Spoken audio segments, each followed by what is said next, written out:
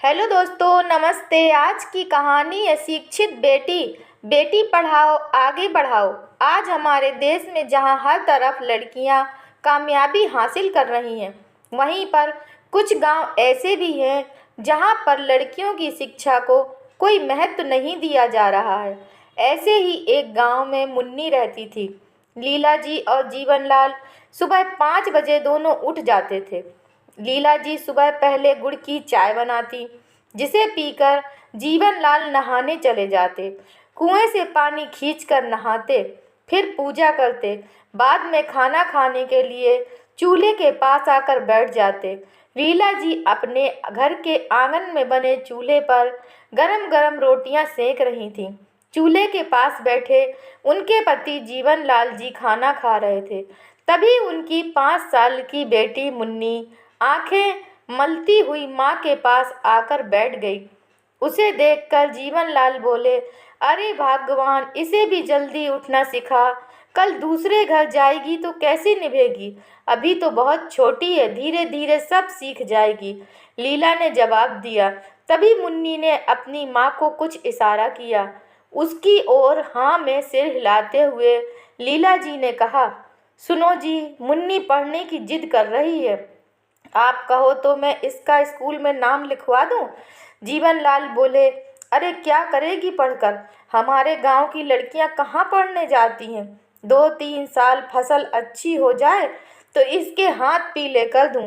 तू भी उसी की तैयारी में जुट जा। तभी मुन्नी बोली, नहीं बापू, मुझे तो पढ़ना है। लीला ने कहा, अरे जब करनी हो शादी तब कर देना, अभी तो जाने दो स्कूल। थोड़ा बहुत पढ़ना लिखना सीख जाएगी तो हमारी तरह हर जगह अंगूठा तो नहीं लगाना पड़ेगा। जीवनलाल खुश होते हुए बोले, बात तो तेरी सही है, चल कल से चली जाना स्कूल। अगले दिन मुन्नी का दाखिला स्कूल में हो गया और वह स्कूल जाने लगी। 2 दिन बाद जीवनलाल के एक पड़ोसी उनके घर आए और बोले, जीवनलाल भाई, क्या गजब कर रहे हो, लड़की को पढ़ने भेज दिया। पैसे वाले लोगों के बच्चे पढ़ने जाएं तो कोई फर्क नहीं पड़ता, लेकिन गरीब की लड़की स्कूल जाकर पढ़ेगी तो उसकी शादी भी नहीं होगी। अरे भाई, मैं तो यही समझा रहा था, लेकिन तेरी भाभी नहीं मानी।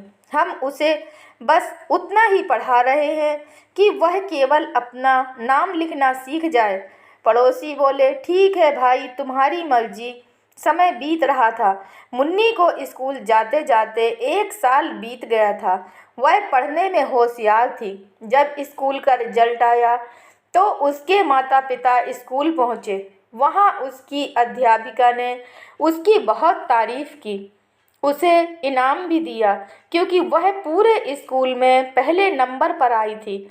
लीला यह देखकर बहुत खुश हो गई, लेकिन जीवनलाल को यह सब अच्छा नहीं लगा।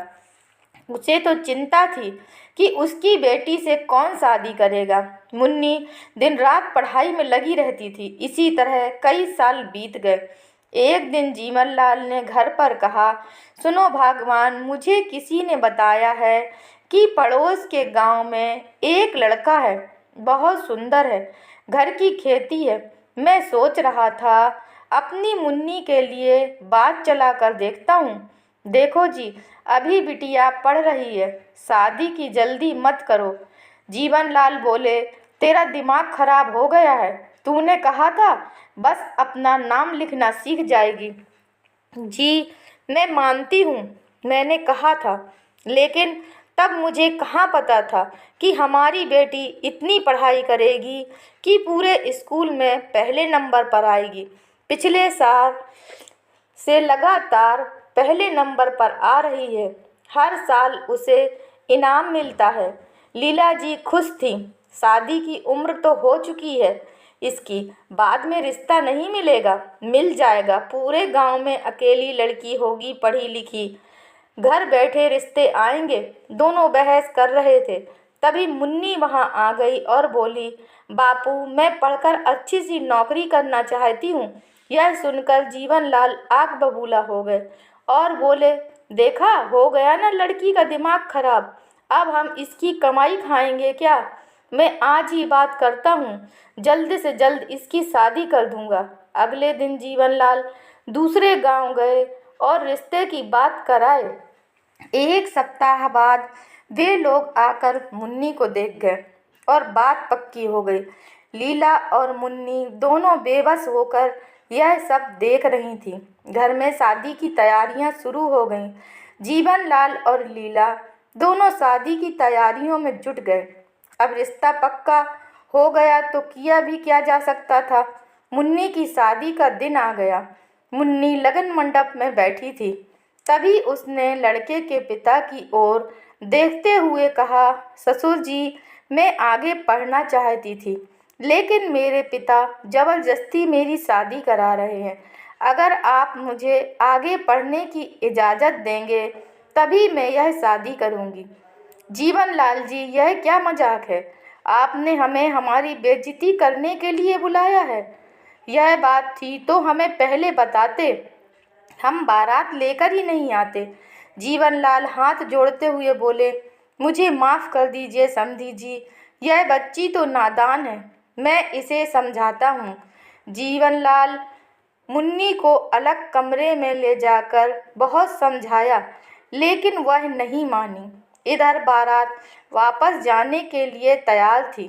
जीवनलाल ने सबको समझाने की बहुत कोशिश की, लेकिन लड़के वाले बारात वापस ले जाने की जिद पर अड़े थे। जीवनलाल उनके आगे हाथ जोड़कर गिड़गिड़ा रहे थे। तभी दूल्हा अपने पिता के पास गया और बोला, पिताजी, आपने मुझे पढ़ा लिखा कर काबिल बना दिया, तो क्या मैं किसी अनपढ़ गंवार से शादी करूंगा? यह तो हमारा नसीब अच्छा है कि हमें ऐसी लड़की मिल रही है जो आगे पढ़ना चाहती है। अगर हम इसे आगे पढ़ने की इजाज़त दे दें तो इसमें क्या हर्ज है?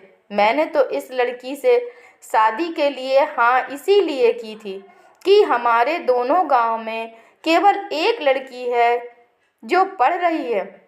उसकी बात सुनकर सब दंग रह गए। आखिरकार दूल्हे के पिता मान गए। धूमधाम से शादी हुई। उसके बाद मुन्नी आगे पढ़ती रही। एक दिन उसकी सरकारी नौकरी लग गई। अब वह उस गांव में जहां उसकी ससुराल थी, अध्यापिका बनकर स्कूल में पढ़ाने लगी और पूरे गांव में घर घर जाकर लड़कियों को आगे पढ़ने के लिए मनाने लगी। कुछ ही दिनों में बहुत सी लड़कियां स्कूल आने लगीं। जिस गांव में कोई भी अपनी बेटी को स्कूल नहीं भेजना चाहता था, अब उस गांव में मुन्नी को देखकर अधिक से अधिक लड़कियां स्कूल आने लगी थीं। इस तरह मुन्नी की पहल से एक गांव शिक्षित बन रहा था। दोस्तों, अगर यह कहानी आपको पसंद आई है तो कृपया लाइक कीजिए, शेयर कीजिए और चैनल पर नए हैं तो कृपया चैनल को सब्सक्राइब कीजिए। धन्यवाद।